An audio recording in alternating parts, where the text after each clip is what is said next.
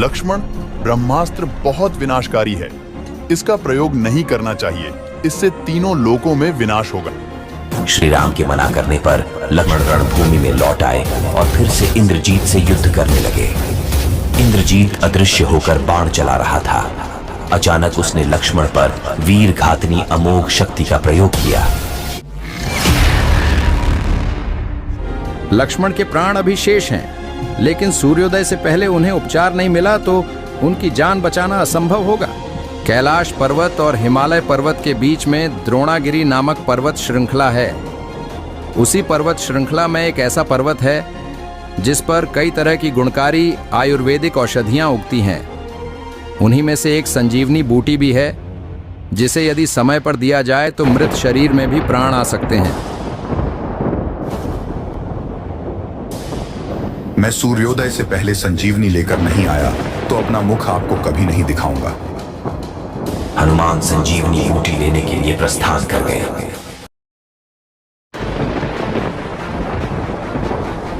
इसकी सूचना रावण को उसके गुप्तचरों द्वारा लगती है कि हनुमान लक्ष्मण के लिए अमृत संजीवनी लेने के लिए द्रोणागिरी पर्वत पर जा रहा है।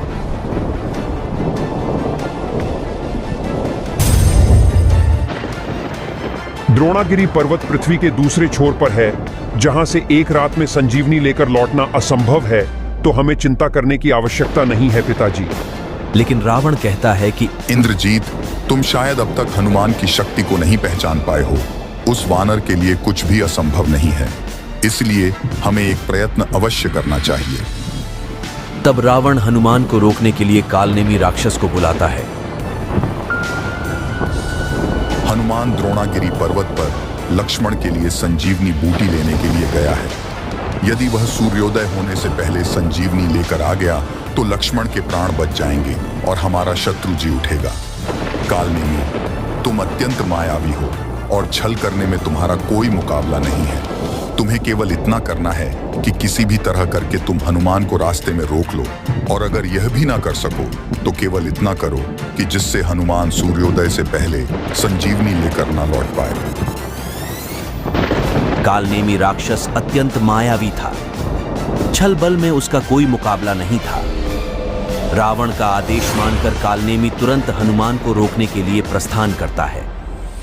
हनुमान जी से पहले पहुंचकर वह बीच मार्ग में ही एक स्थान पर अपनी मायावी विद्या से एक कुटिया का निर्माण करता है तथा खुद एक साधु का वेश धारण कर लेता है।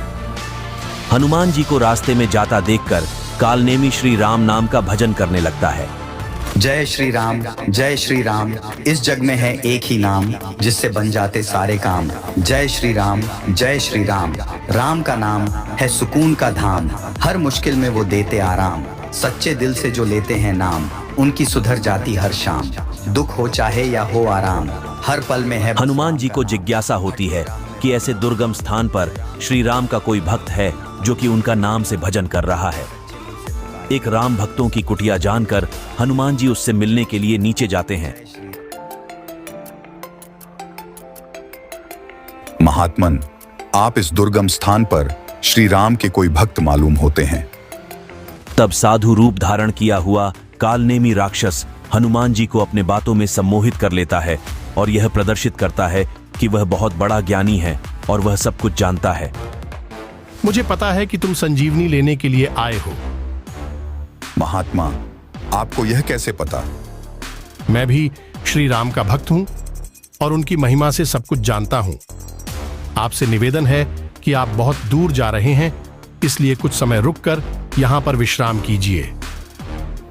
मुझे सूर्योदय से पहले संजीवनी लेकर पहुंचना है, इसलिए मैं विश्राम नहीं कर सकता। मैं अपने चमत्कार से आपको पल भर में द्रोणागिरी पर्वत पर पहुंचा दूंगा, लेकिन इसके लिए आपको पहले पास ही के तालाब में स्नान करके आना होगा। तब मैं आपको अपना शिष्य बना लूंगा और आपके अभी मनोरथ सिद्ध कर दूंगा। साधु रूप धारण किए हुए कालनेमी राक्षस की बातों में आकर हनुमान जी तालाब में स्नान करने के लिए जाते हैं। जब हनुमान जी तालाब में स्नान कर रहे होते हैं तब उन पर एक मगरमच्छ हमला करता है।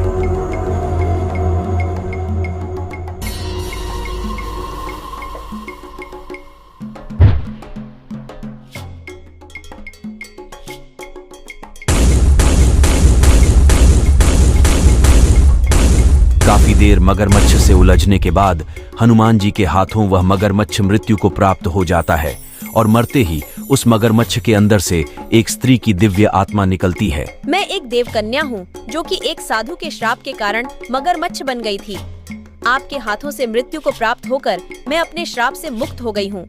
किंतु सावधान, आपके रास्ते की असली बाधा वह कपटी और मायावी कालनेमी राक्षस है जो साधु का वेश धारण करके आपके साथ छल कर रहा है। वह कोई साधु नहीं बल्कि रावण का भेजा हुआ एक राक्षस कालनेमी है। उसका परम उद्देश्य आपको उलझाकर आपका समय नष्ट करना है ताकि आप संजीवनी लेकर सूर्योदय से पहले न पहुंच पाए और लक्ष्मण जी के प्राण संकट में घिर जाएं। यह सब जानकर हनुमान जी क्रोध में आकर उस कालनेमी राक्षस पर आक्रमण कर देते हैं।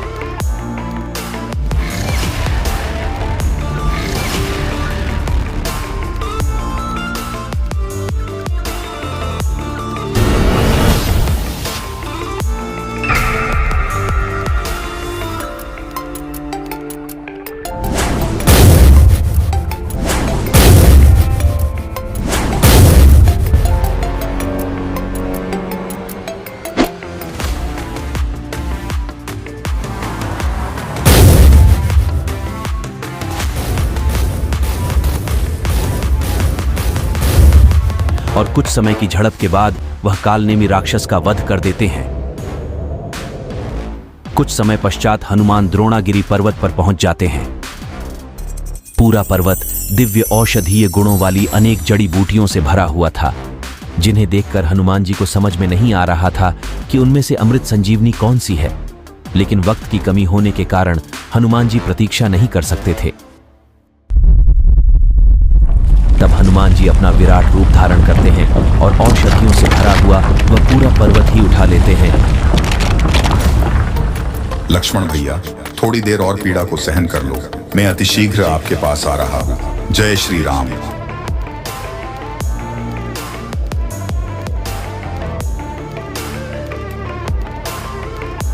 दूसरी तरफ लक्ष्मण जी के मूर्छित शरीर अपने गोद में लेकर श्री राम विलाप कर रहे थे।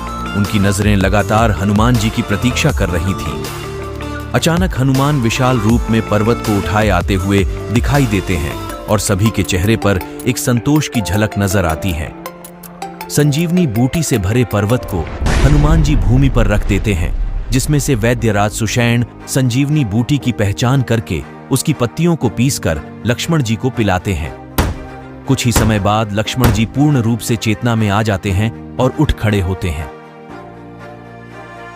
लक्ष्मण जी के ठीक होने के पश्चात चारों ओर खुशियों की लहर छा जाती है और एक बार फिर हमारे सारे वीर युद्ध के लिए तैयार हो जाते हैं। आपको इस वीडियो में कौन सा दृश्य सबसे अच्छा लगा? कृपया कमेंट करके हमें बताएं। इसके अलावा अगर आपके पास कोई कहानी है जिसे आप हमारे साथ साझा करना चाहते हैं तो हमें जरूर बताएं।